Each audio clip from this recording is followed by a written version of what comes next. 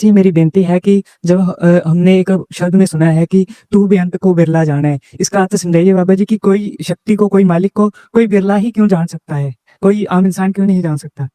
बेटा उसे ऐसे देखा जाए तो कोई जान ही नहीं सकता, क्योंकि एवड ऊंचा होवे कोई तिसूचे को जाने सोए।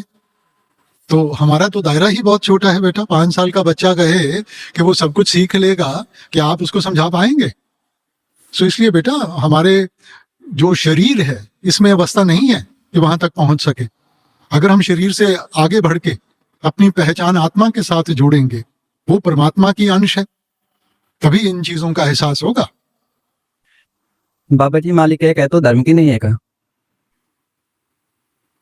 बेटा देखो, अलग अलग वक्तों में संत महात्मा आए थे। उन्होंने उस वक्त की जरूरत को देखते हुए चंद साधनों के ऊपर जोर दिया।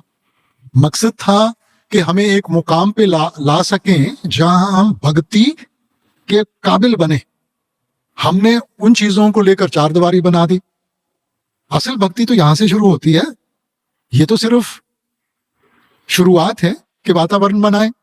अब जैसे हर एक मुल्क की अपनी अपनी सभ्यता है, अपनी अपनी रहनी है, सोच है, तो उसी के अनुसार महापुरुषों ने समझाया, हमने उनको धर्मों की शक्ल दे दी।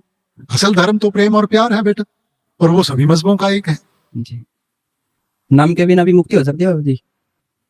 नहीं बेटा, मुक्ति तो किसी तरह हो सकती है, मगर हमारे पहचान में तो है कि सिर्फ नाम के साथ होगी बेटा। ये बाकियों की अपना विचारधारा हो सकती है। बाबा जी, श्वास लेने से भी कर्म बनते हैं तो खत्म कैसे होंगे फिर? उसके हुक्म में रह के बेटा, अगर हम अपने आप को शब्द से जोड़ेंगे, शब्द कर्म की रेख कटाए, शब्द शब्द से जाई मिलाए। सो इंसान